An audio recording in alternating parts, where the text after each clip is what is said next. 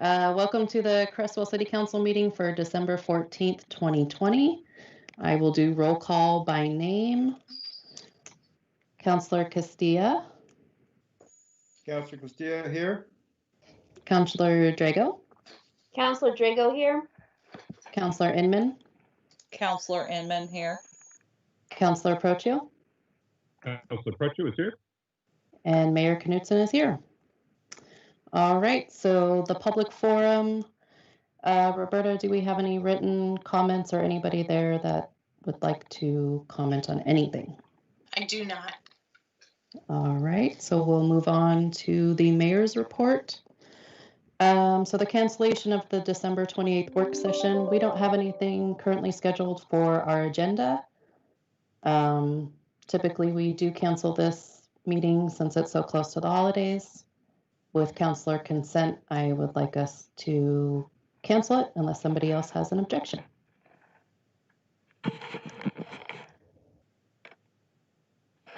All right, so councilors, thumbs up, cancel work session.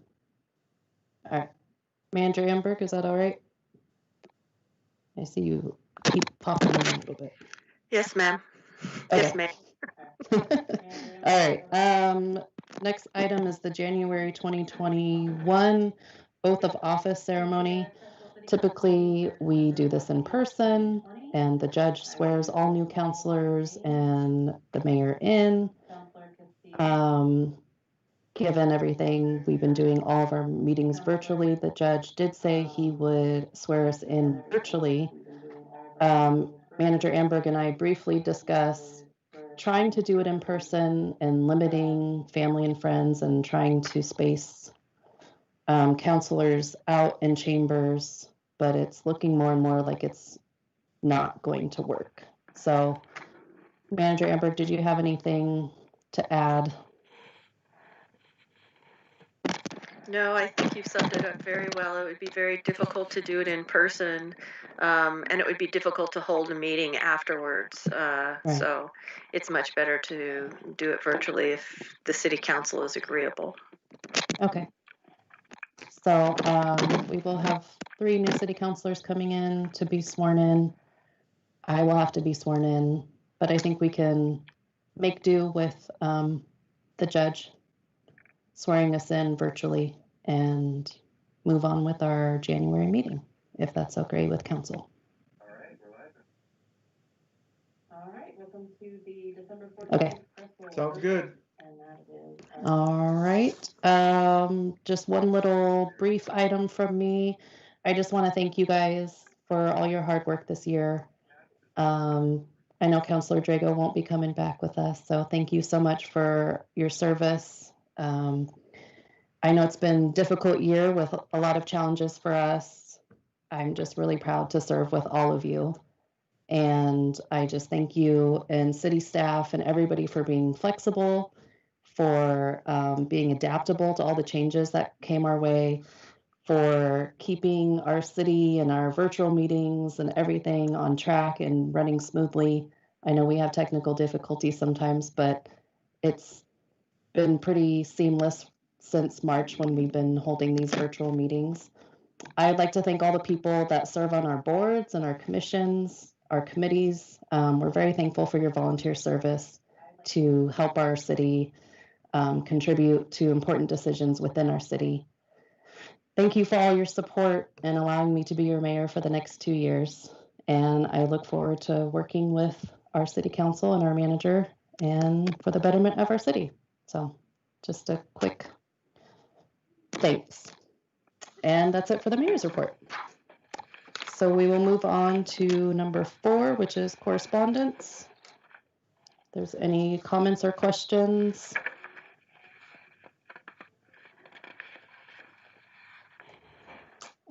So I did have a question for Manager Amberg regarding the email from Chelsea Pisani. It was addressed to Michelle Roberta, Mayor and City Council, but I did not receive this email.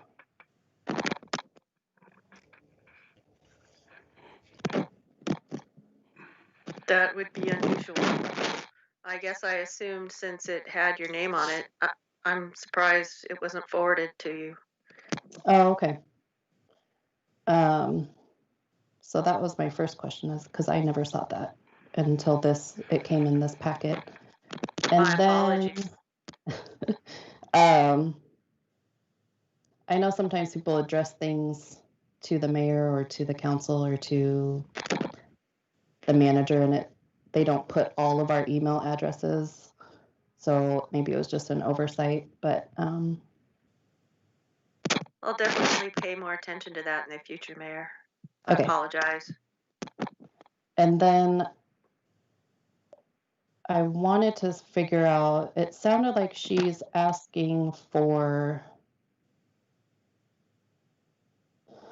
some support and some help for all businesses.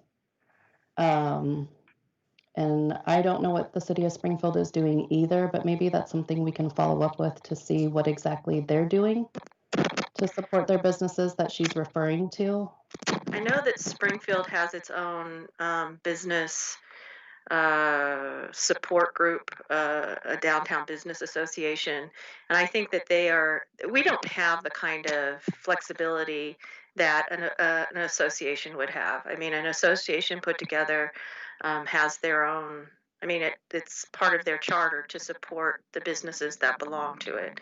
As a city, we cannot support any individual business. We can only support all of them collectively.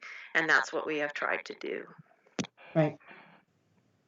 I mean, certainly we have different challenges as a smaller city versus a larger city, but from the email, I didn't think that she was asking for special treatment for her particular business. I think she was asking for a call for help for all businesses in our town. So I just want to make sure that we are doing the best that we can. She did say, I would love to see an uptick of information about our local businesses.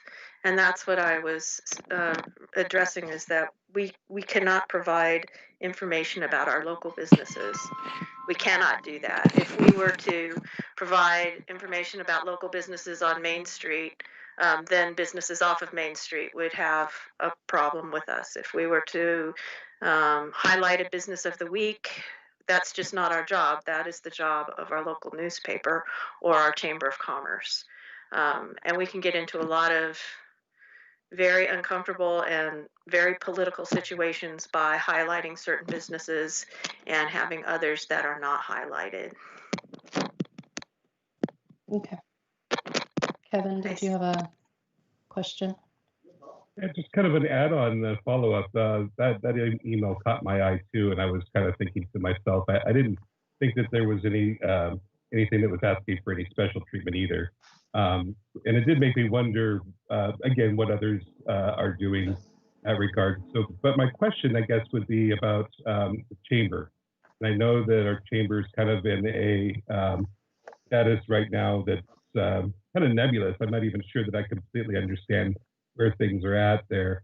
But if can the chamber do that? Can the chamber support the businesses? And then would that mean that we need to then up our support or do what we can to build the chamber?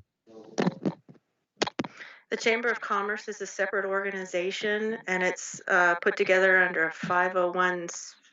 It's not a C3. It's a different kind of organization. It's difficult for us to support financially because it does have a legislative component to their nonprofit status.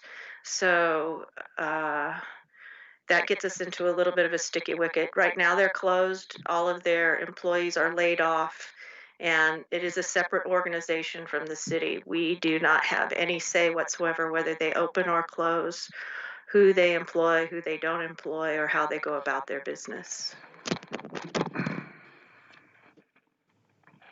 Does the city provide funding for the chamber still? I know that we've done so in the past, but last time I think we diverted our transient room tax funds to the airport, if I'm not mistaken. Well, it wasn't a matter of diverting. Their contract had lapsed, and they had not renegotiated a new contract. Okay. No.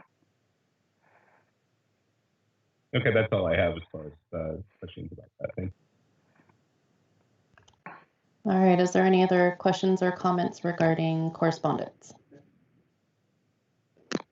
I do have a question. I'm a little bit confused as I do read this as asking for individual favor for our businesses. I think that one line of an uptick for information about our local businesses is definitely saying that. So I'm wondering what the city council's expectation would have been in response to this letter.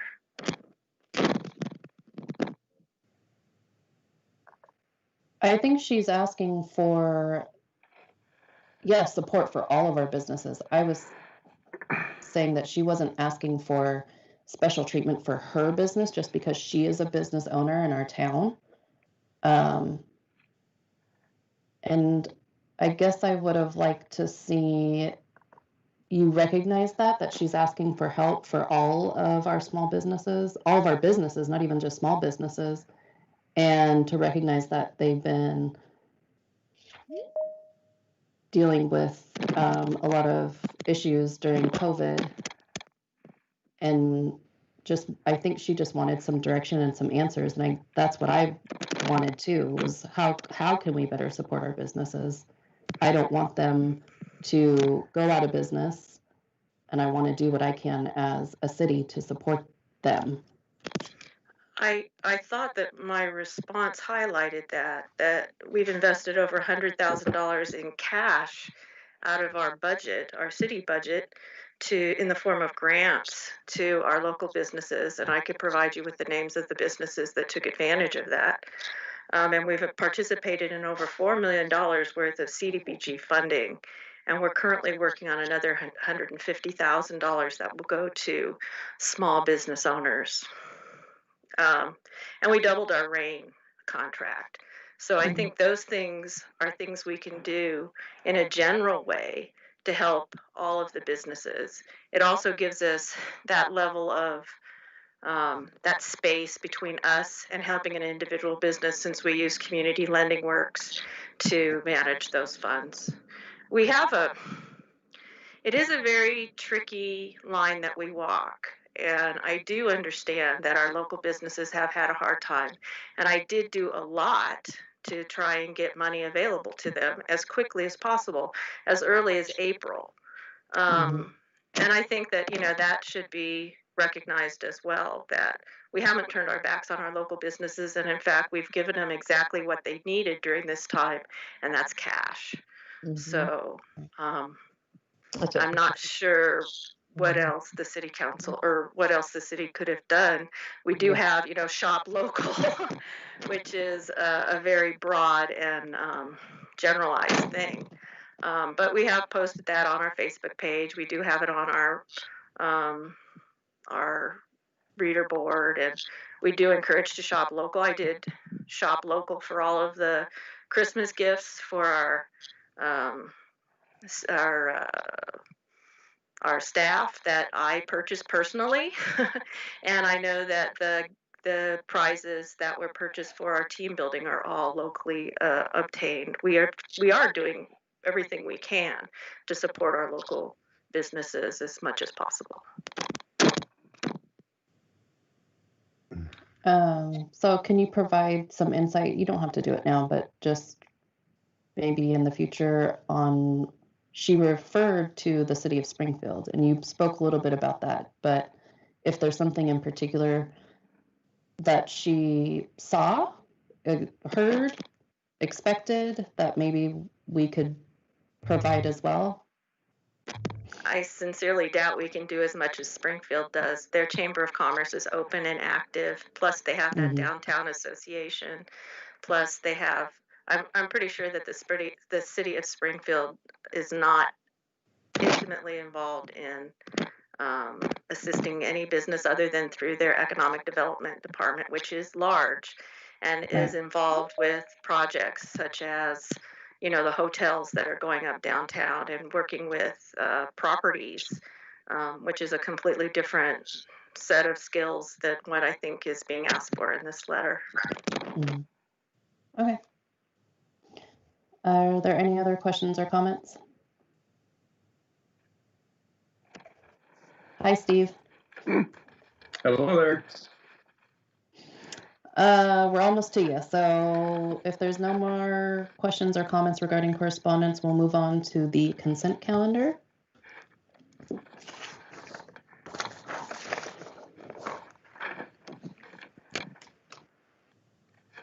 If nobody has anything to add or delete, I am looking for a motion. Councillor Procio? You need to unmute.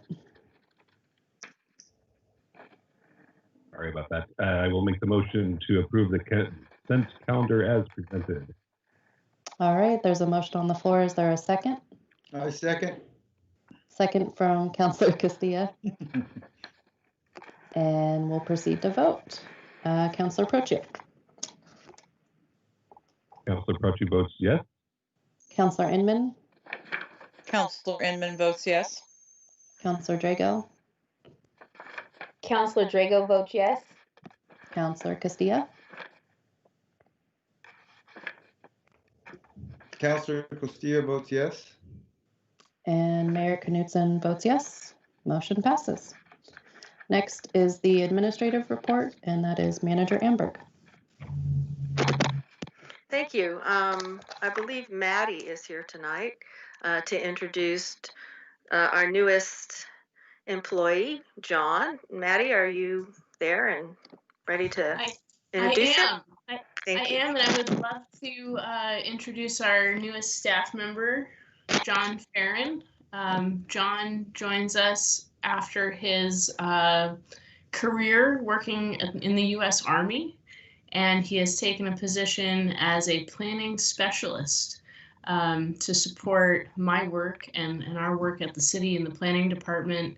And his focus will be on current planning and getting to all those projects on my list that I just can't get to as we roll into the next year and the next set of challenging long-range planning projects. So I'll turn it over to John just if he wants to share a little bit about himself and his background.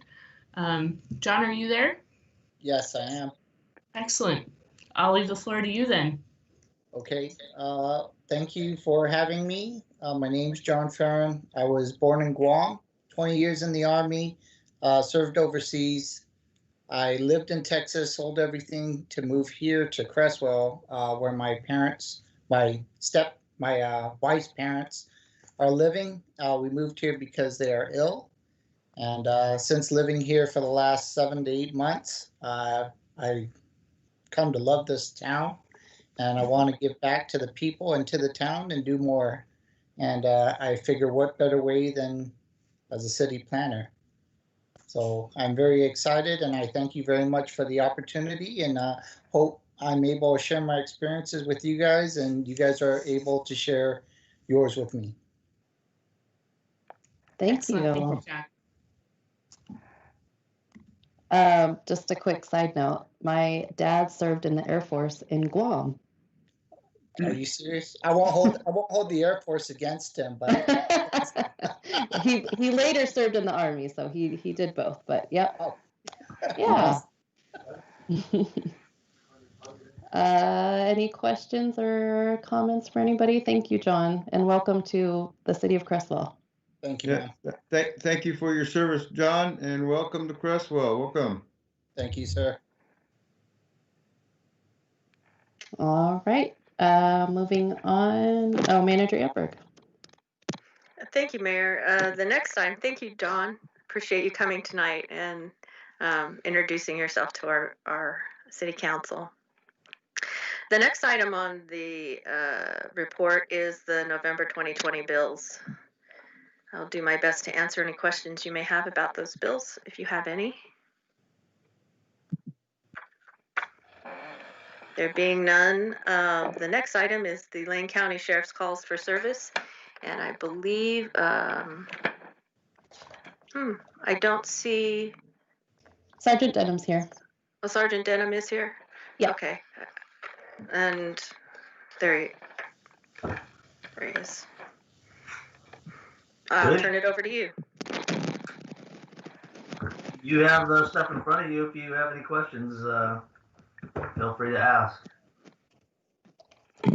Does anybody have any questions for Sergeant Denham? Counselor Prochil? It did look like we had, what at least it perceived in my mind as an uptick on public order. That anything happened there, or that would have brought about that increase, or? No, that basically just is an uptick of suspicious vehicles, suspicious people. There are some more disorderly type folks that people have called in. So those are all those. During the wintertime, a lot of people are looking for places to land where they can either get warm or get undercover or whatever. And we've had some additional transient types roll into town and roll back out of town. So over the last month, we've dealt with those, but no real new additions that have stayed.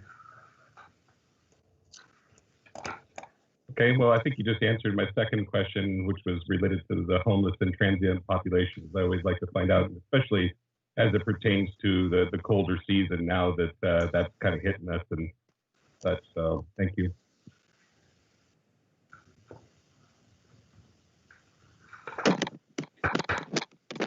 Okay, thank you. Counselor, oh wait, Counselor Castilla, I think, has his hand up. Sergeant Denham, so the transient corner of Point S, as he moved on? You echoed a bunch there, Councilor Castilla. Oh. I didn't quite hear what you said. The transient that was hanging out on the corner of Point S was causing a little bit of gathering some attention from some folks. Has he moved on? Yes. Thank you. So. We haven't seen him for a few weeks now, so a couple of weeks. And that's what I was thinking, but thank you. Yeah, he's I don't think he was very profitable, so I think he decided to keep moving. I did send out today a Facebook posting with another National Night Out safety message. This one featuring Deputy Nixon and talking about pet safety and license and pet licensing. So check that out on the Facebook page. And I think Jennifer has it, so she'll probably be posting it on the city's website. Yeah. Yes, and thank those are great. All right. No other questions? Then we will move on.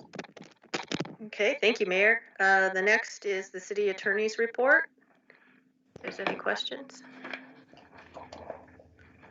The code enforcement report, as you can see, there's been an uptick in garbage issues.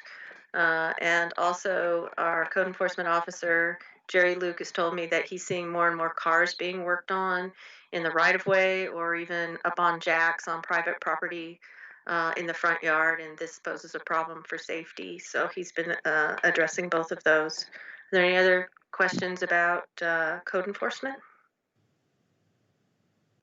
Okay. The building permit report you have, again, I'm told by our senior planner, Maddie Phillips, that we can anticipate an uptick probably in building permits being pulled here in the springtime. We've had quite a few inquiries, and we're hopeful that we'll see some growth in our housing stock soon. The last item is the strategic plan and goals quarterly update, and I'd be happy to answer any questions you might have on that.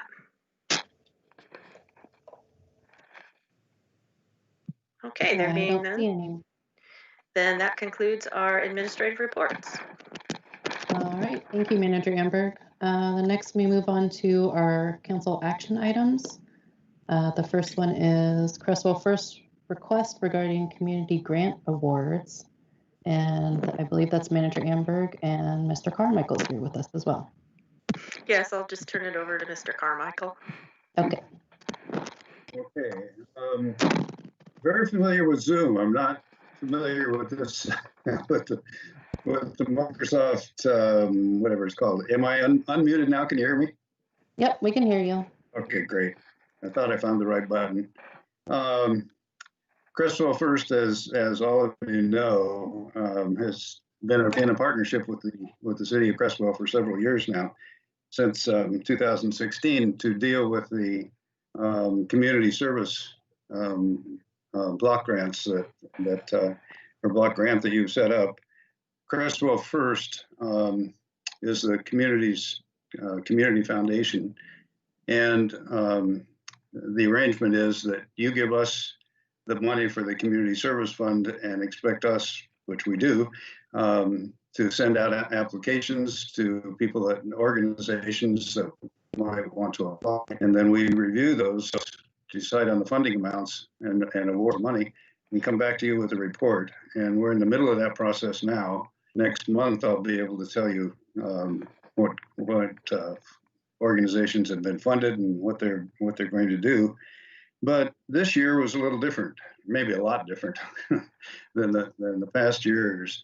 We have looked at, really from the beginning, whether it's the Relief Nursery or Women's Space or whatever kind of program, food pantry, if organizations can increase their awareness, serve more people, be more effective, start a new program, we've really favored those kind of efforts.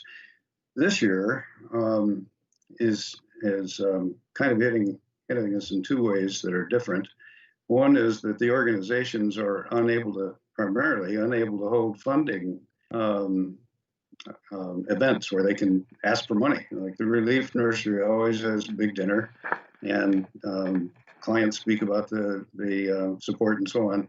Can't do those kind of things. The Heritage Foundation, working on the schoolhouse, remodeling the schoolhouse, always has a big funding event. They can't do that. So organizations are having a harder time raising money, and of course there's a lot of competition for funding. And on the other hand, the needs are greater. The funding's less and the needs are greater. Women's Space, for example, dealing with domestic violence. You just know that the stresses that are going on now, economic, just all kinds of stresses, we're all feeling them. So domestic violence is going to be increasing. Could have asked our sergeant about that. Relief Nursery, same thing. The stresses there. It's a child abuse prevention program, and one of the ways they work is they go into the home and help families that are undergoing a lot of stress. So they can't go into the homes now. They have to meet people on the front porch. So the needs are greater and the resources are less. So that's really why I'm coming to you, not for more money. We actually have saved some money each year that you've given us for emergent situations. And now all of a sudden we're in an emergent situation. And the funding restrictions that have been placed on the funding is that we can't provide more than $2,500 to any organization in a year. So that's one of the things I want to come to you in front of you with.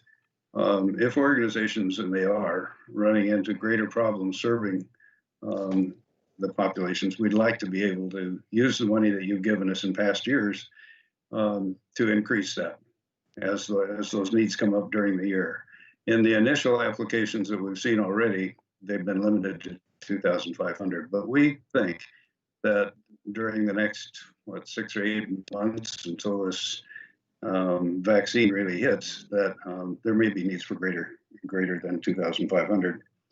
The other restriction, the other way up, as I said, is to ask organizations to do more than they've been doing before, to use the city money to expand services, and not to use it for the general operating procedures that they go through. Well, they're having a hard time just doing the general operating functions now because of lack of financial resources and lack of staff.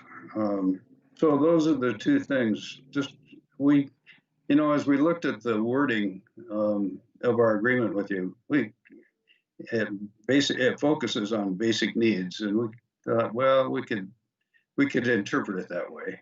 But we wanted to just be straightforward with you about what's going on. We don't want you to come back and say, hey, wait a minute, this went beyond basic needs, it's operating.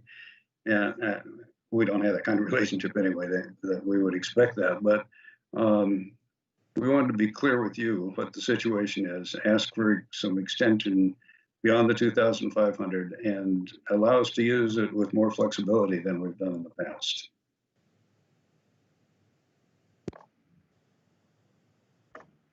All right. Do we have any questions or comments for Mr. Carmichael?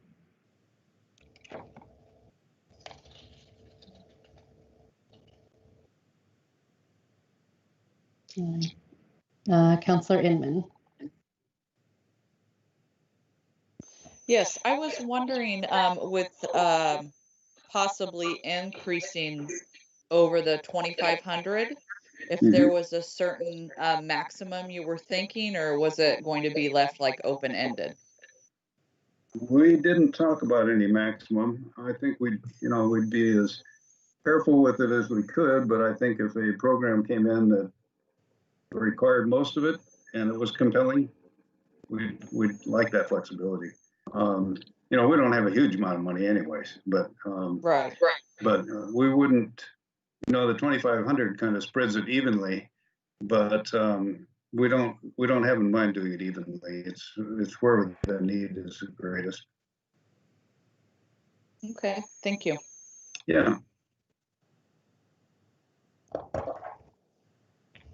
All right. Well, I think this is a really important work that you guys do and have been doing on behalf of the city. And a lot of these local nonprofits really do need our support. So I'm 100% in support of this. And if anybody else has any questions or comments for anybody, now's the time. Otherwise, I'm looking for a motion. One other thing I might have thrown in there is that maybe the $2,500 needs to be increased each year to some extent, at least cost of living or something. It's been there since the beginning, so like 5 years. So it just has less impact as cost of living goes up. So we might want to look at that at some point too. All right. Is that something that we can review in our budget, either Mr. Piper or Manager Amberg? Yes, that would be something to take a look at as part of our budget process each year. And rather than a cost of living, I would just recommend that we look at a lump sum of how much we think we should be looking at year to year. Okay. So we will review that come budget time. Does anybody would like to make a motion?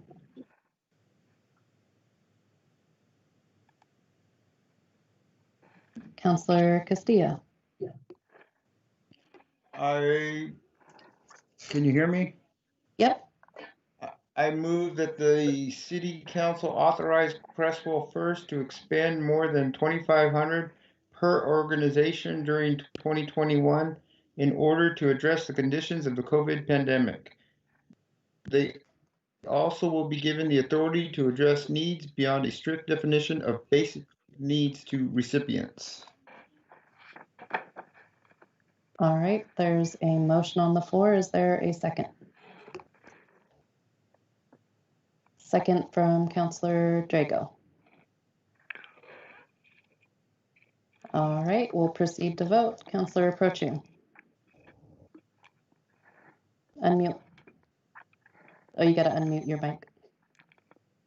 Councillor Prochu votes yes. All right, Councillor Inman. Councillor Inman votes yes. Councillor Drago. Councillor Drago votes yes. Councillor Castilla. Castilla votes yes. Mayor Knutson votes yes. Thank you very much. And thank you. We'll be back in a month and tell you where at least the first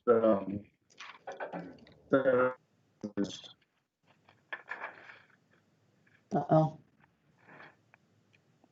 You cut out there in the end, but I think you said you'll be back next month to give us an update. That's what it will be. Okay, sounds good. Thank you. Yeah, thank you very much. All right, we will move on to the adopting the Creswell Downtown Plan as a refinement of the downtown commercial zone of the Creswell Comprehensive Land Use Plan. Wow, that's a mouthful. I think we have Maddie Phillips here and also Manager Amber.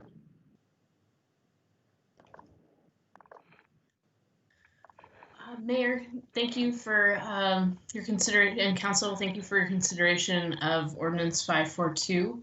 I believe you're going to start with the public hearing script that should either be provided in your packet, and then I will be happy to join in when the staff report comes up in that script.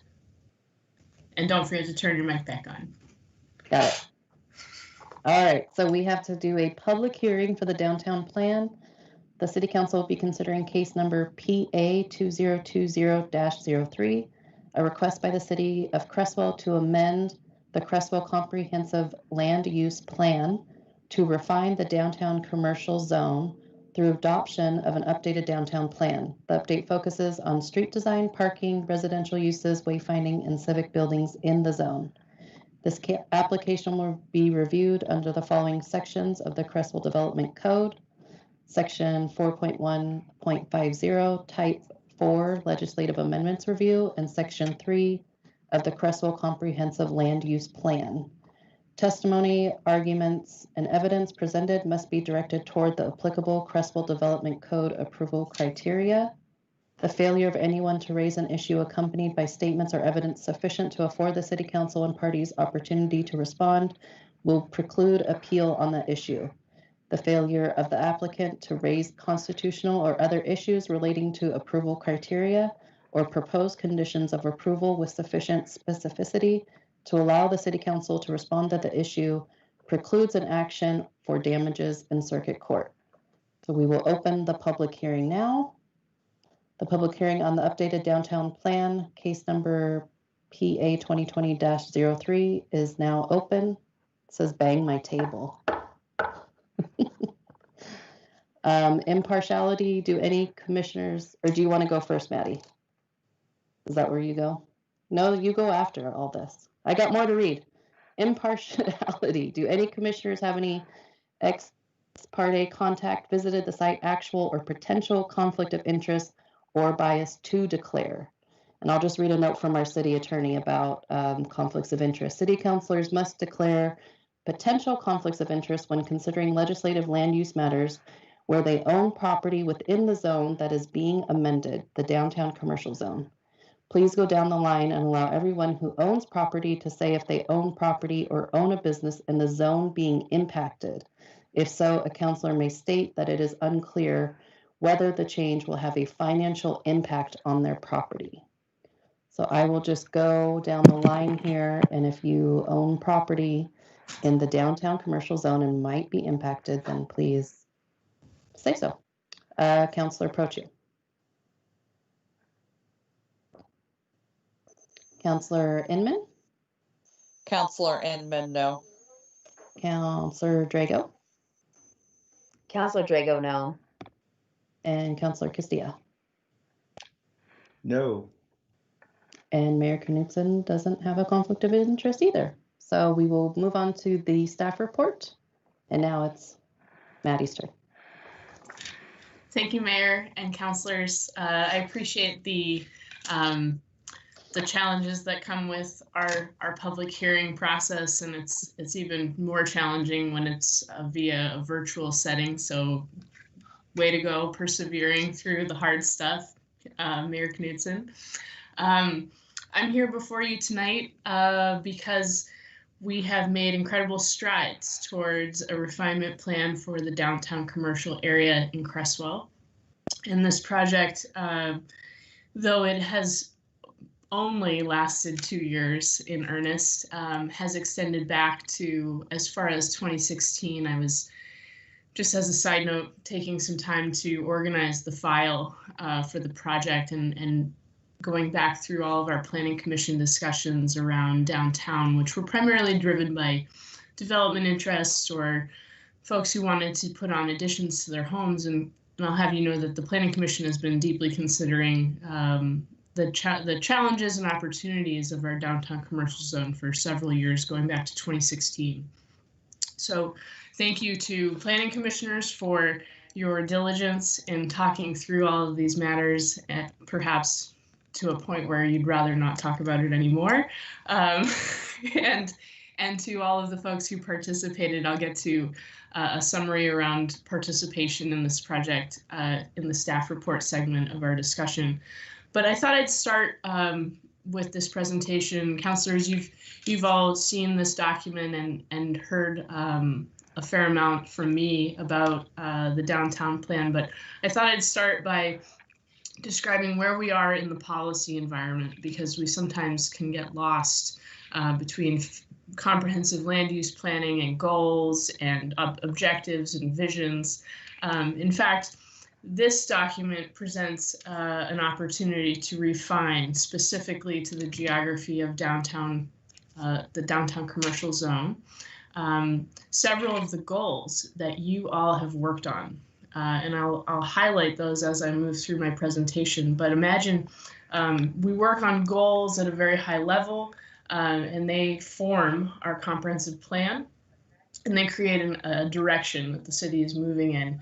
And what happens when we parse out each of those goals: housing, economic development, transportation, public engagement, all of these things are disjointed in the planning world in these separate goals that we identify policies for. And in certain instances, there are some very specific benefits to bringing some of those goals together and looking at them through the lens of one specific geography of the city. Many cities choose to do a downtown plan or a refinement plan for this geography because it's the heart of the community, and it so represents, as councilors have shared in your comments in response to the document, it shares our values and it shares our community's cohesion. And in many ways, it is the engine by which we move forward as a community. So you'll remember that the vision for the downtown plan is actually something that we carried on at the recommendation of both the downtown team and the planning commission, which is to enhance quality of life for economically viable and attractive business community served by safe and efficient transportation options while maintaining the city's historic, small town, and friendly atmosphere. And I think you'll find that the objectives within this plan do a very good job of approaching that vision with a series of specific policy objectives. And those have to do with investment in beautification, utilization of our right-of-way. A big thank you to Public Works and our engineering contract, that they helped immensely in designing and creating a good sense of what those downtown streets will look like through our transportation system planning. A mix of uses. You all worked very diligently to develop a set of housing efficiency measures, many of which spoke to mixed use housing in commercial districts and the opportunities for density downtown. High quality design, I'll confess, was predominantly carried on from a previous downtown plan and previous downtown development standards. Attractive public spaces. This draws directly from our parks and recreation work, as well as some of the design characteristics that folks spoke about in their comments. And finally, parking, which we did some investigative work as a staff, and also will continue to work on as a community as our downtown gets more vibrant and exciting. So I just wanted to highlight quickly before moving into any questions or comments you might have, just highlighting that the downtown team, thank you again to the downtown team members, those of you who participated in the process. You were incredibly valuable in your comments and your suggestions, both in the steering of the project and also in the comments around particular items. Those were 3 meetings that we held last fall and winter. the downtown virtual open house, just to report on some of the visitation of those things. The virtual open house received 258 views over the time that it was up and live. And then finally, this past spring and summer, despite the challenges that we were facing vis-a-vis our public health situation, we did receive 173 responses to our digital survey that was solicited by a postcard mailer that you might have seen as the topic page for exhibit, or excuse me, Appendix B of your downtown plan document. And I suppose I can walk through the findings in the staff report, but I wanted to provide you an opportunity first to ask any questions or make any comments you might have. And then depending on where those comments take us, I'd be happy to give a very abbreviated version of that review. All right, is there any counselors that have questions or comments for Maddie?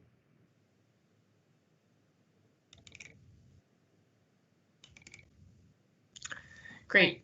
I'll finish up fairly quickly, but I wanted to simply touch on the fact that just to give you some context around the work that you all have done, and tell Judy's dog that he also is part of our, our public engagement strategy tonight.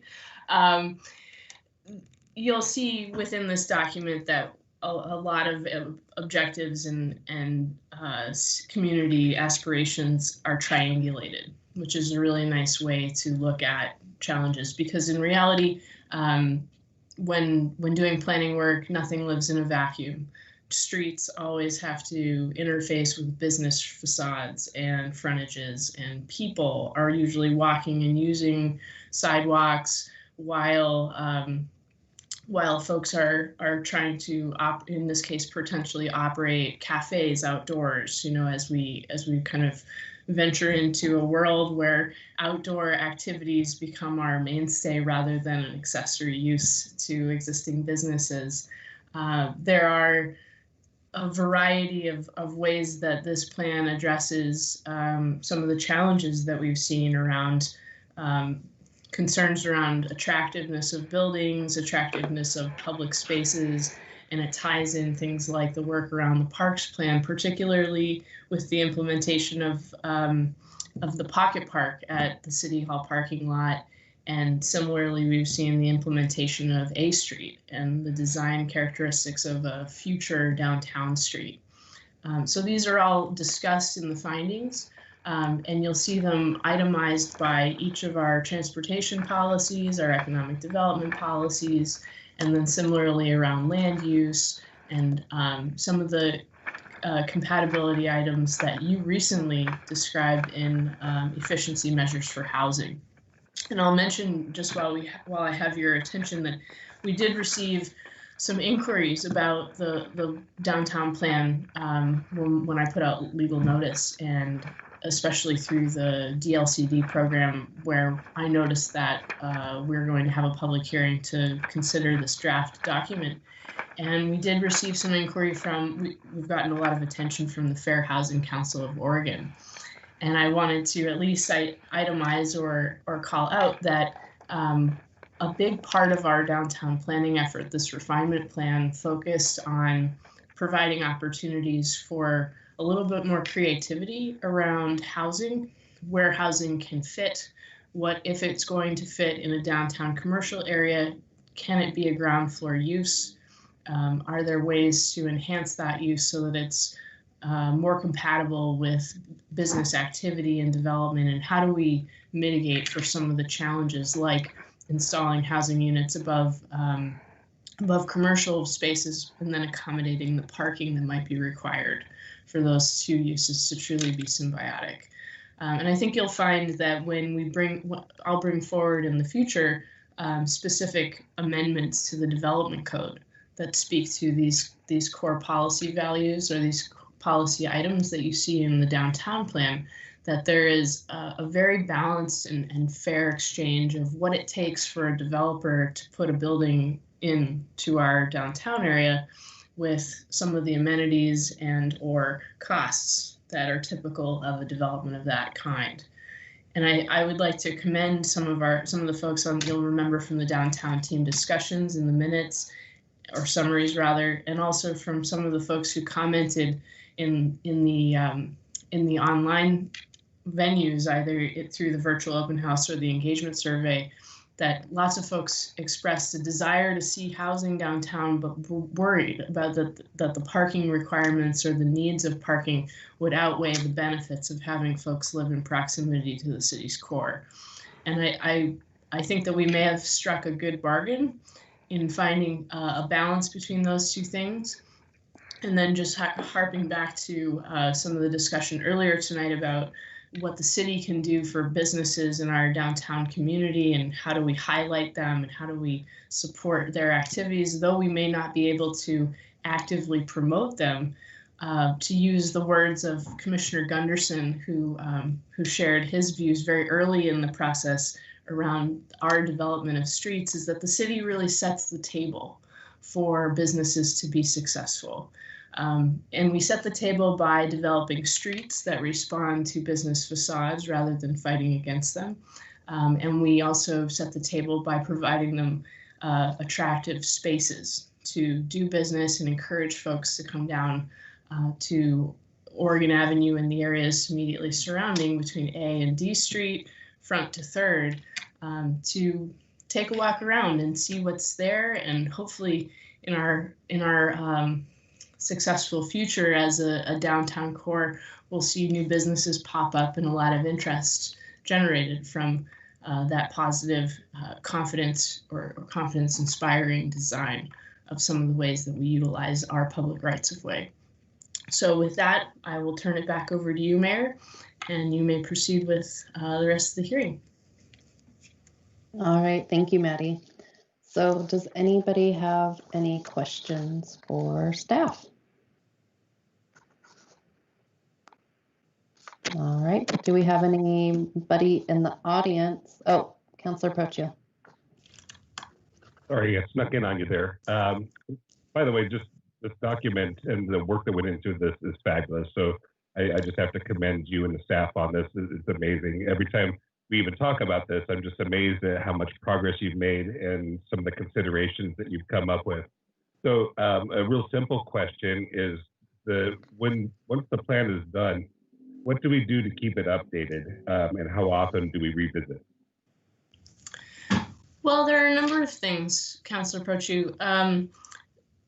In terms of how do we keep it updated, I think you'll find that many of the policy statements are fairly long-standing, but what we may consider doing is, as some of the changes to the development code begin to be implemented, we might watch to see or consider how some of the policy impacts affect developments. And as those become more apparent, i.e. they fruit, we can see whether these policy statements or directions are working towards the direction that you all interpret that vision to mean.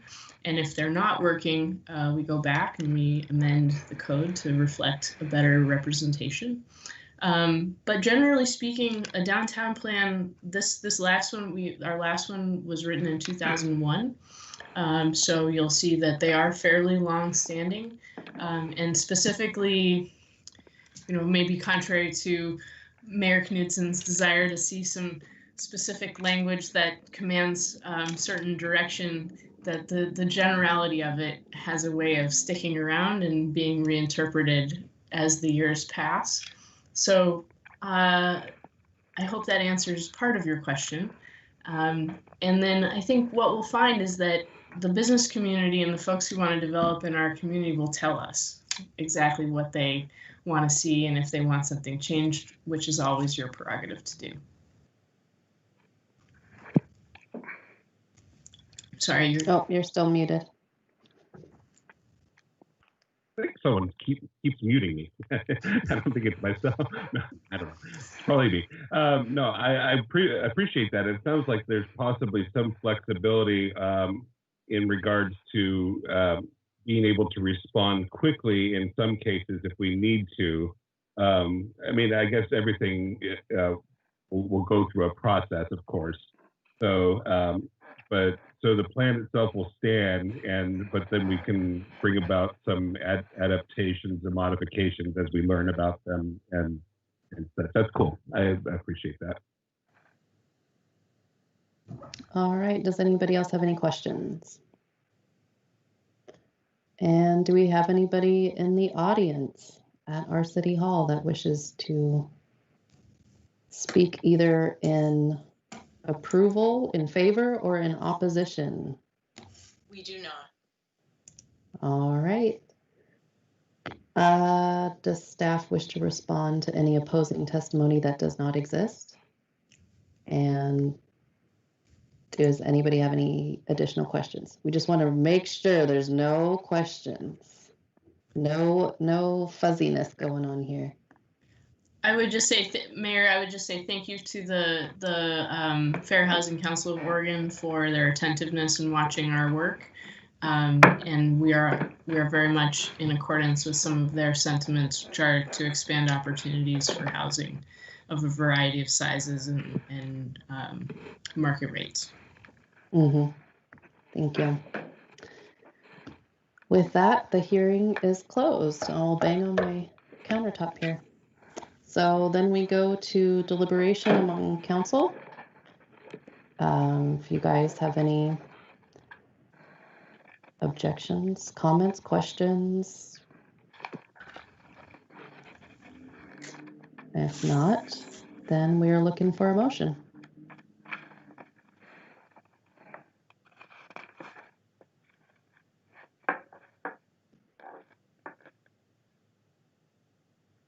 And if nobody makes one, then this dies.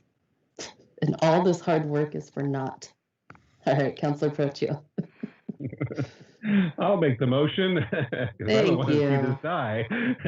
So, I move that the City Council approve Resolution 2020-24, a resolution approving that's the wrong one.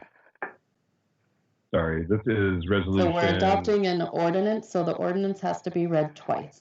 So it's the ordinance. I'm sorry, I'm looking for it in my packet here. It's at the very beginning of the. Of that, okay. My apologies. I thought I was ready to make the motion, and I was actually on the other. That's all right. We'll be patient. Motion. Okay. Getting back up here. I think it's 53, page 53. Okay. If you're looking at a PDF there. Yeah. Right, then we go up further then. I apologize. But at least I'm making the motion. I move to approve Ordinance 542, an ordinance adopting the Creswell Downtown Plan as a refinement of the downtown commercial DC zone of the Creswell Comprehensive Land Use Plan. Second reading, I move to approve Ordinance 542, an ordinance adopting the Creswell Downtown Plan as a refinement of the downtown commercial DC zone of the Creswell Comprehensive Land Use Plan. Thank you. There's a motion on the floor. Is there a second? Councilor Inman, I'll second. All right. If there's no other questions or comments, we'll proceed to vote. Councilor Drago. Councilor Drago votes yes. Councilor Inman. Councilor Inman votes yes. Councilor Prochio. Councilor Prochio votes yes. Councilor Castilla. Councilor Castilla votes yes. And Mayor Knutson votes yes. And I think we did it. Thank you very much, councilors and Mayor. You are very welcome. Thanks for all your hard work and everybody's hard work on this. This has been a long time coming, and I'm eager to see what awaits our downtown future. All right, so we move on to resolution number 2020-24, a resolution authorizing property swap with South Lane County Fire and Rescue, and that is Manager Amber. Thank you, Mayor. You have before you tonight a resolution just basically setting down in words on paper what the city has already verbally discussed with the South Lane Fire District, and that is to do a land swap with the community center becoming the new fire station, the old fire station becoming the property of the city once the fire station is torn down. It's become apparent through the COVID crisis that we could really use a drive-up window, and that space right there would be very valuable to us. We could put in a drive-through window right there. There's an office right there, and it might really facilitate some of our transactions with the public. So we do see this as a very positive step for us. But again, it's a resolution that the city council, that is being brought to the city council tonight to put in writing what has been agreed to verbally. All right. Do we have any questions or comments for Manager Amberg? Councillor Prochu, is that your hand up? Oh, okay. Last time, sorry. That's all right. Councillor Inman? Yes, I was wondering because I don't remember when we had the meeting regarding this topic. Did they have a proposal time frame that they were thinking? The South Lane Fire and Rescue? They did. It tends to slip a little bit. It's going to be tied into whenever they can renew their levy. And initially they thought they were going to be doing it a lot sooner, but their feelings were that it would be best if they also included some improvements to the station down in Cottage Grove. So they're working on that as well now. Okay, thank you. All right. Does anybody else have any comments or questions regarding this?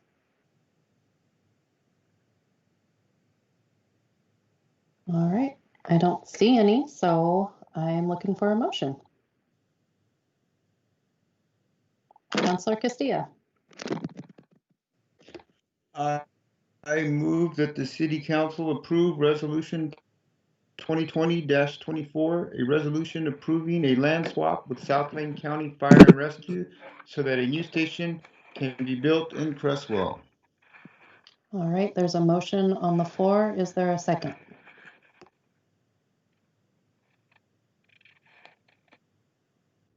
Councillor Drago, second. All right.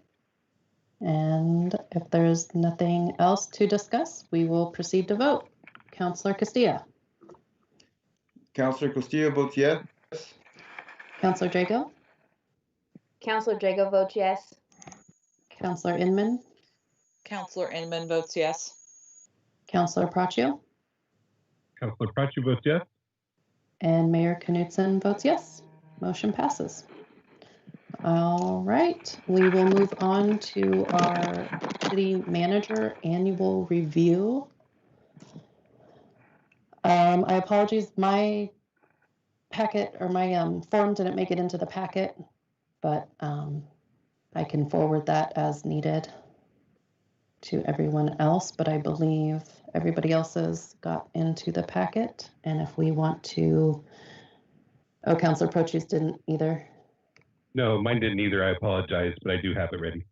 Okay, so if everybody just wants to, we'll go through them one by one and we can discuss. And Manager Amberg is here for any questions that she may have for us. So let's start with, let me get to mine here. I don't know who's first. Councillor Drago's first in my packet. So we'll just go through section 1 if everybody wants to read their section about goals and employee progress. Discuss the progress made on each goal and comment on how well it was accomplished.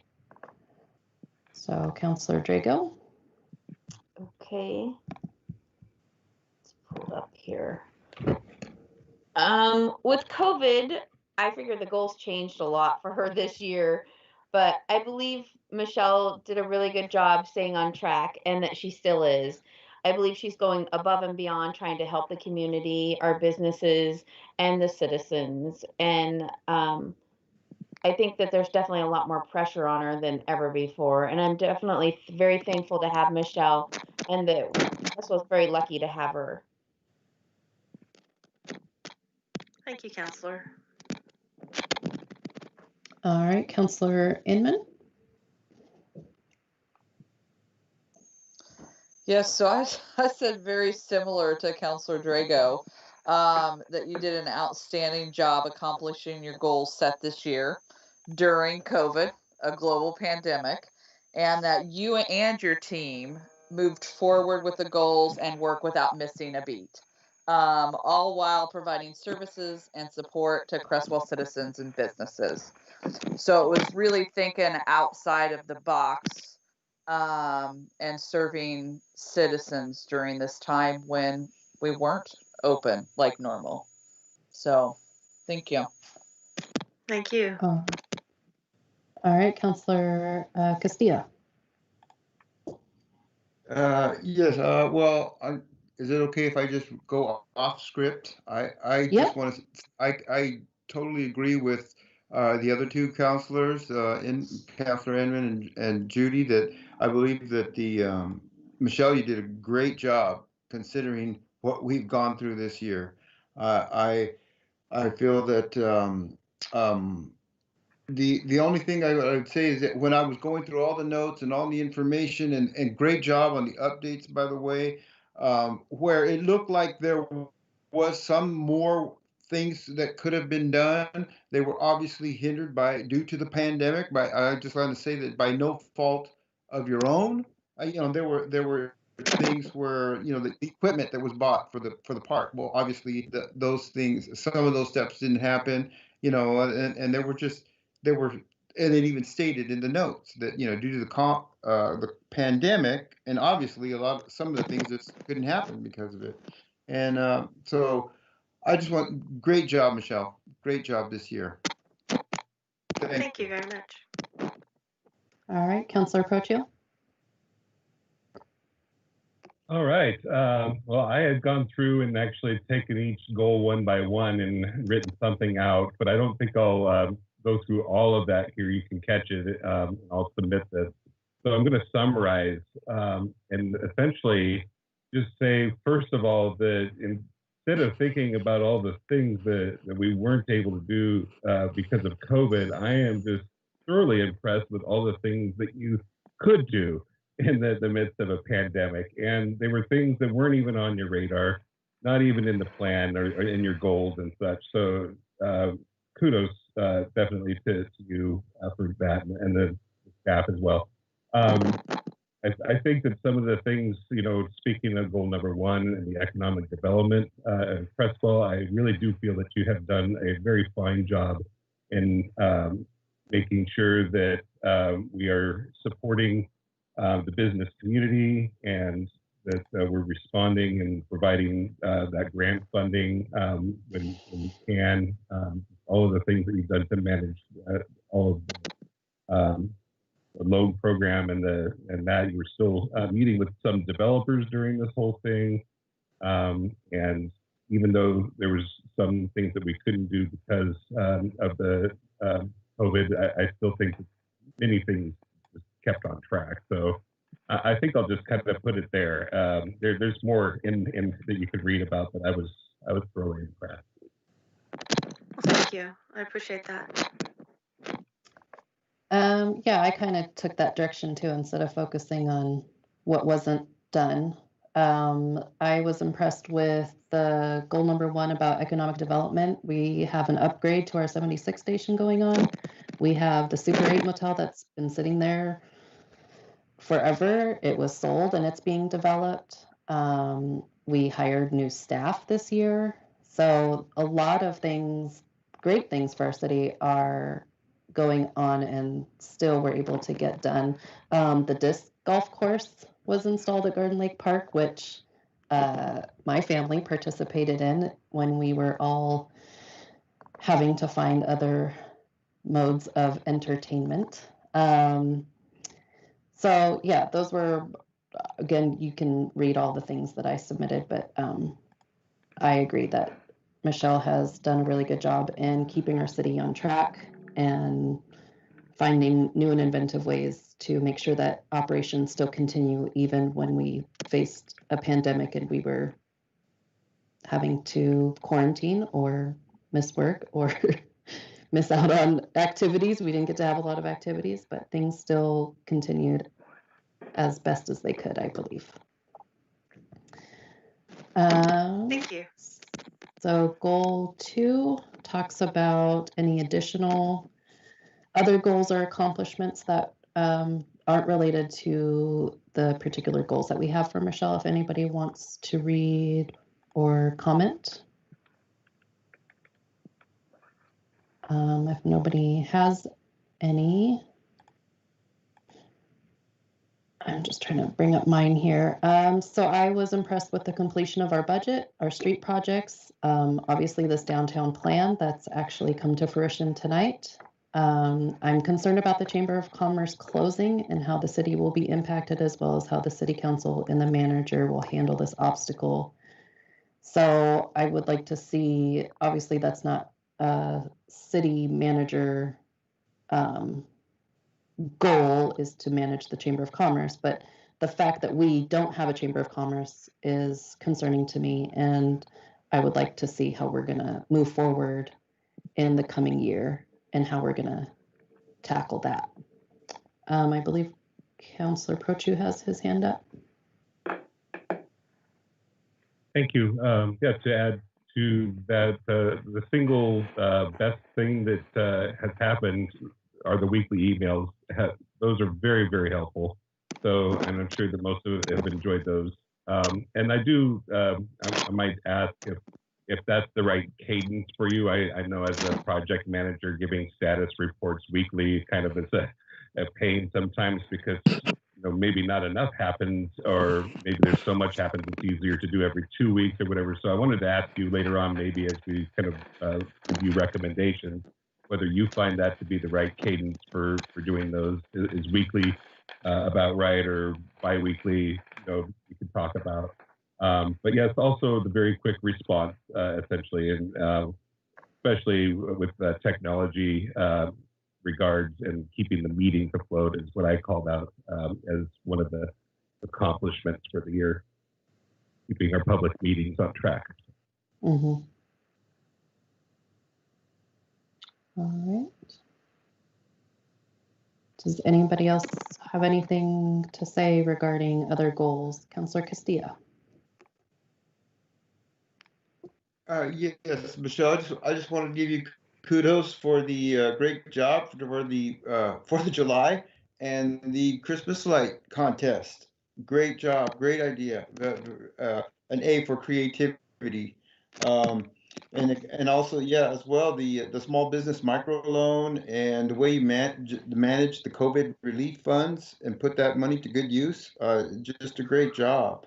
And also something that stuck out with me is that a couple of times you mentioned you had the one-on-ones with your department leads and just catching up with the staff. I think it's just a great way to keep good communication with the staff. And the and then I think there was I forgot when it was when you started including what the staff was doing in your updates. And I think and then it's probably a lot extra work for you to do, but what a great way to inform us on what is actually going on in City Hall. Great job. Mm-hmm. Thank you. All right. Section 3 talks about additional considerations, any non-goal related considerations or comments related to Manager Amberg's job performance.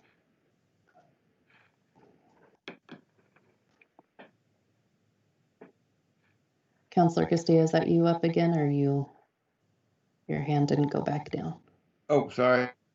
No, I can't see some of the stuff on this screen. That's okay. Sorry. I was just checking. But I'll just read my little note. It says that if I could read my own writing, needless to say, this year presented many challenges. Manager Amber performed her duties exceptionally well while maintaining a great attitude, and also while you were recovering personal injury. Yeah. Thank you. Let's see if I can get to mine. So, yes, even in the face of COVID, Michelle continued to get plans and projects and meetings underway, even if they weren't face to face. So it seems like projects and everything were still moving along despite the traditional setting of holding face-to-face meetings with everybody. So I did appreciate that. I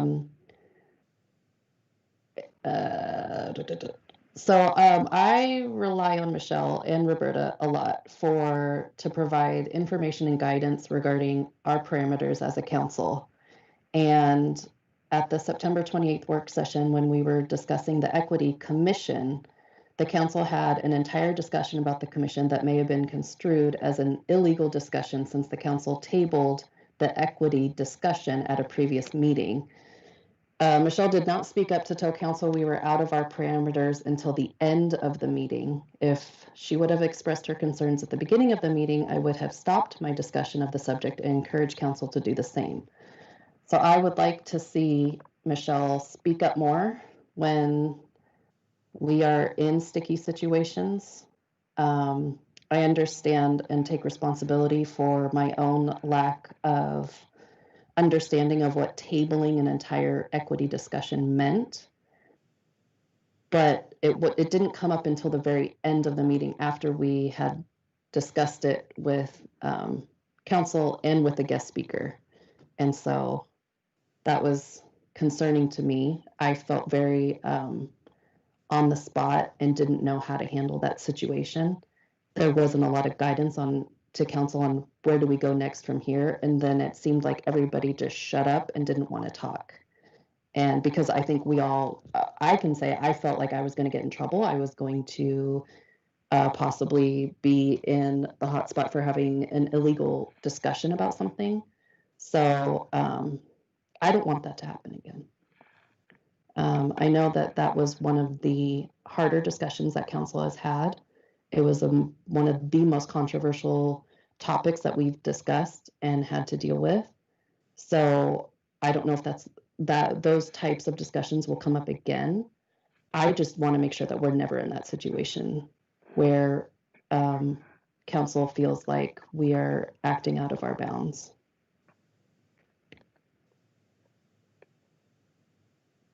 So, do you have anything to add?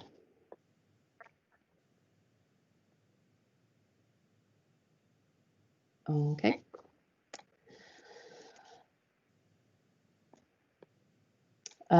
So I guess we'll move to section 4 about performance summary, evaluate the city manager's strengths, weaknesses, and overall level of competency. Does anybody have anything on section 4? Councillor Inman? Yes, I was raising up and down my hand. So I had put in this section some of your strengths that I think are thinking outside of the box, creativity with ideas and solutions, and it's kind of a repeat of Councillor Castile with just thinking about the different events with the 4th of July and with COVID, and just really thinking about the community and still having involvement during this time. Also, your follow through and outreach and networking. So your overall level of competence is outstanding. So thank you. Thank you very much. All right, Councillor Castillo, is that your hand up?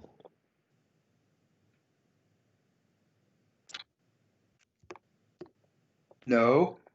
Oh, No, it's not. Sorry. Okay. Sorry. I That's did okay. not see it up here. Did it go Oh. down? It did go down. Okay. Well, since you got me, I will read my note. Okay. And I wrote this year, Michelle, you really showed your strengths in your ability to adapt to the current pandemic. It's like we never missed a beat, and I was just really impressed. Weaknesses. Sometimes Michelle shows great passion for certain agenda items, and that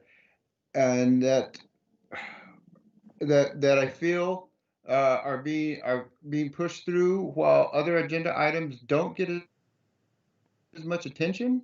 But overall, to summarize everything is, I believe that Michelle, you're doing a great job running the city of Cresswell. Thank you. All right. Councillor Procho. Yes, thank you. I wanted to say that, so what I wrote here is I find Manager Amberg a very effective communicator and collaborator. And that communication skills obviously are one of the really key components to your position. But I've seen growth just in the 2 years that I've been working with you. You do a really good job with that, so I appreciate that. I've been very happy with your performance, and I have also noted that you seem to be more open to trying new things and new ideas. I think this year's kind of had to force that. So thank you 2020 for those kinds of gold nuggets, right? But I also just make the comment that kind of unlike larger cities with larger staffs, the city manager kind of has a lot more of those other duties as assigned. So as you know, in a job description, they list all the things, and at the very end, it's other duties as assigned, right? So anything that doesn't fit into the job description gets thrown into that bucket. And so I recognize that you take on a lot of those things where we don't normally have extra staff or people that do those things. And so I think that's just one of the noteworthy things that I take away and wanted to offer to you today. So Thank you. Thank you very much. All right. So mine was along the same lines. I feel like Michelle comes up with alternative methods to complete her job and the projects. She followed all the protocols to keep her and our city staff safe during all of this. She provided options for people to work remotely, lowering the risk of exposure at City Hall. She has maintained the Facebook posts and with up-to-date information on numerous subjects and content that affect our citizens. So I appreciated your involvement and continued involvement in ongoing communication as well, and with council, and with the city, with citizens. Just if we're not at City Hall every day, we don't know what goes on. So you really bridge that gap really well for us. So thank you.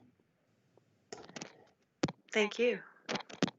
So section 5 is about recommendations. Discuss the plan of action to be taken by City Council to support the employee. And I guess this is where I didn't have anything to write because I wasn't sure what sort of support Michelle needed.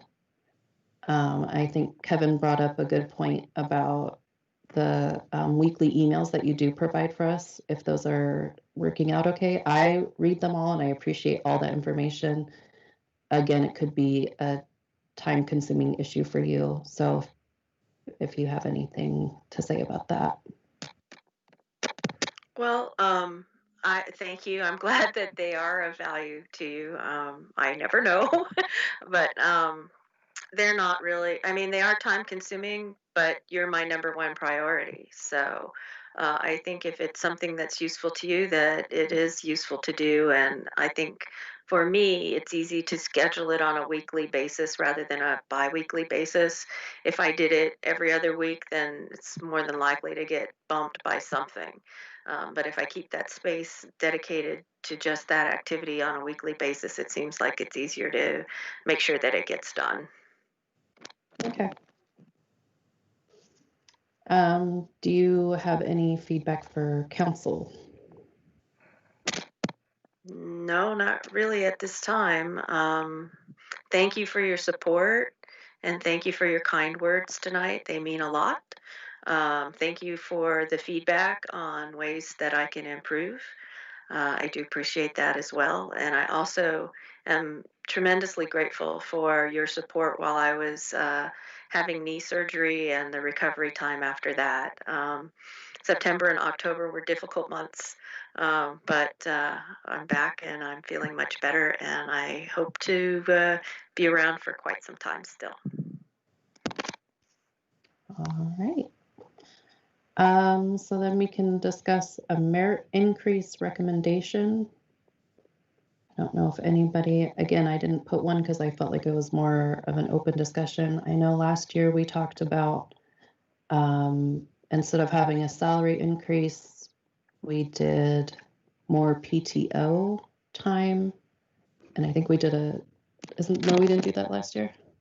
No, Maybe that was it the year was before. no. The year before was a name change, title change, and then last year was a bonus actually. Oh, that's what it is. This year, I would not recommend a step increase. I think you'll see that I'm paid right in the median of the market as it currently stands. So I would not suggest a step increase. I don't believe that we're going to be doing COLAs the coming year for any of the staff. So I would not recommend a COLA increase either. All right. Councillor Inman and then Councillor Castilla. Thank you. I appreciate that comment, Michelle. However, I do want to, I put the second mark on that question of this employee's performed satisfactorily or better and should be granted a merit increase. I think it at least should be stated that you did perform satisfactory and you went above and beyond. So I feel like at least that, part should be stated. Thank you. All right, Councillor Castilla.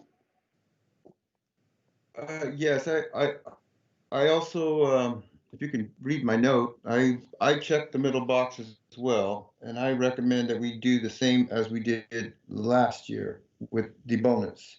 As I believe, if I recall, we discussed last year, and you were right there in the well, how did you phrase that? The market value, and we didn't want to go over that. I think we compared with similar cities, I believe, and I think we're still there. So I would have no issues recommending the same package that you received last year. I think it was, can we speak percentages? I think it was, I forgot what, 3% or 2.5 or 3, something like that. I don't know what it was. But anyway, my recommendation is that we do the same as last year. All right, Councillor Proccio. I think I would just, first of all, I appreciate that Manager Amberg is willing to forego increases. I think that especially if staff are not getting increases, we kind of have to be somewhat cognitive of that and how that might look. So I agree, deserve, yes, absolutely.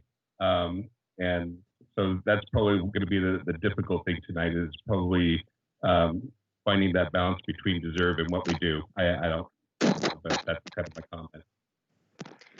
I just want to be clear, staff will not be getting a COLA, but they will be getting their merit increases, their step increases.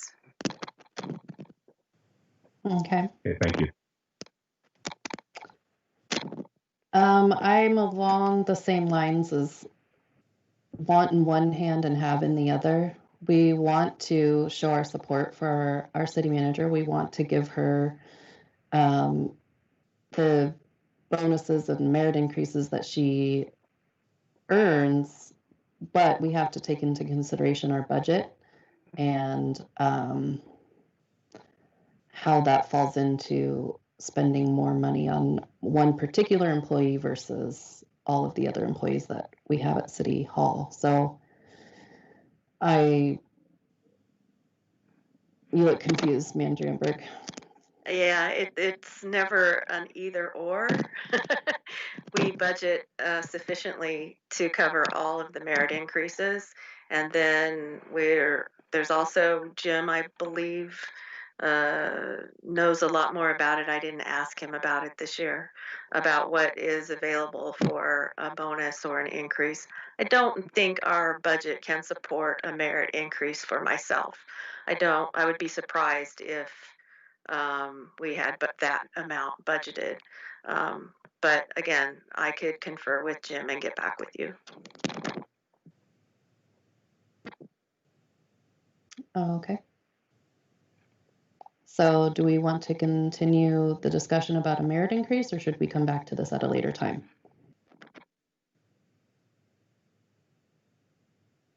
I'm looking for direction from our manager and our 3 other counselors that will be at our next year's council. I would recommend that if you're considering any kind of a monetary reward, that you do as Counselor Castillo has recommended, and just do what you did last year. Okay. I heard 2 other counselors say they don't recommend an increase. So we need to come to some sort of consent on what we want to do. Right, last year was a bonus, not a merit increase. Counselor Procho? I would support the bonus. So that would be a good way to do this. Counselor Inman? And the bonus would be doable in the budget? Yes, I asked Jim if in fact you wanted to do what you did last year, if that would be available in the budget, and he did tell me yes.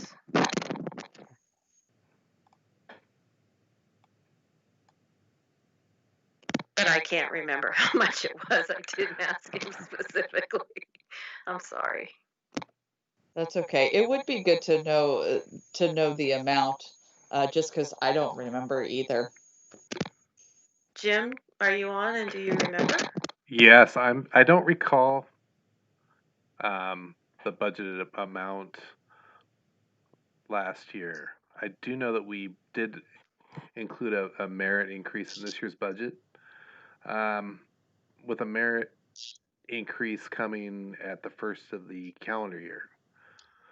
So it would be equivalent to 3.5% for 6 months, January through July of this fiscal year, and then of course the same in the next fiscal year. That's one of the things the budget, we didn't consider the bonus in the same fashion, which should be a lump sum payment. Trying to remember what it was last year. I'd have to get back to you on that one. Okay. I think Counselor Castillo has his hand up.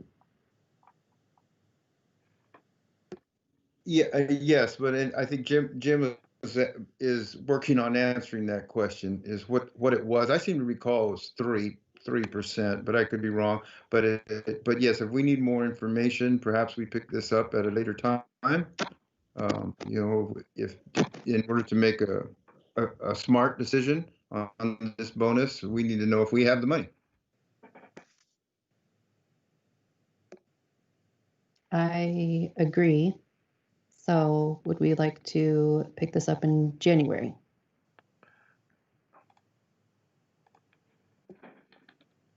Yes. Manager Amberg, is that satisfactory? If that's what the council would like to do, that is fine. The only thing in January is you'll have 3 new counselors on board who may not agree with what you're doing. Yeah, and I might add that the budget can be amended by the council. We'll just have to have a budget meeting and notice the budget amendment. If the council chooses to award a budget or a bonus that exceeds our current budget.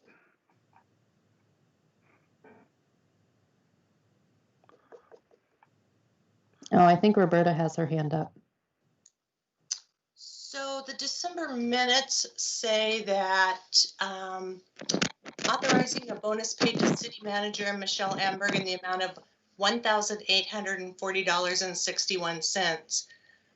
Finance Director Jim Piper noted that at the November work session, the council recommended to award Ms. Amberg a 1.5% bonus in place of a merit increase for this year. Okay. Thank you. You're welcome. Yeah. There you go. Thank you, Roberta. Thank you, Roberta. That is doable, Mayor and City Councilors. That is doable in the current budget. All right. So with that figure in mind, does the council want to go forward with that? I'm sorry, I don't Is that have Councilor Drago? Is it only 1%? Could you do higher with the current budget? Yeah, the current budget is set at 3.5 for 6 months, so 1.75% is what's currently budgeted. I think it comes out to equal $2,150. If you're gonna give her a bonus, I would like to give her at more than 1,600. I mean, that's after you take taxes, that's not much left for either. So I would be suggesting at least the 2,000 then. All right, Councilor Inman. Oh, I'm sorry. Did I still have my hand up? Yeah. Oh, okay. I didn't have a comment, but okay. I would agree with Councilor Drago of the 2,000. All right, Councilor Prochu. I think that would that sounds like a nice round number. Okay. Do we have to make any sort of motion, or can you proceed with council consent on this? It would require a motion. Thank you very much. All right. So I'm looking for a motion that states council has reviewed our city manager and we are recommending a $2,000 bonus. Is that correct?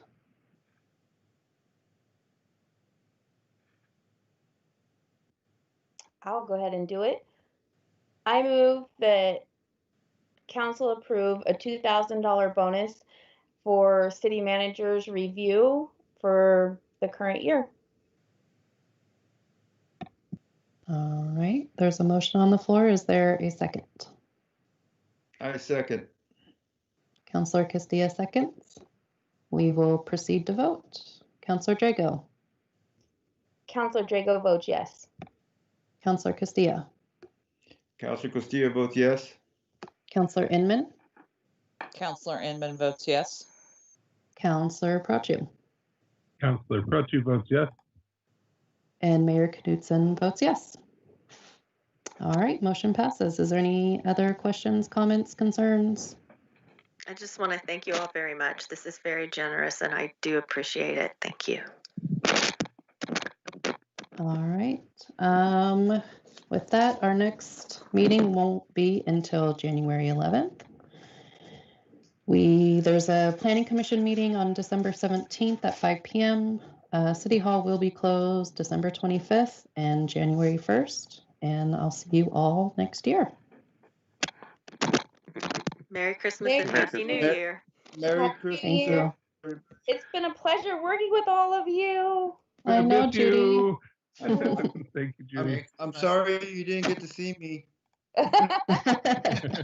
We'll see you next year, Castilla. You're not off the hook yet. Have a great night.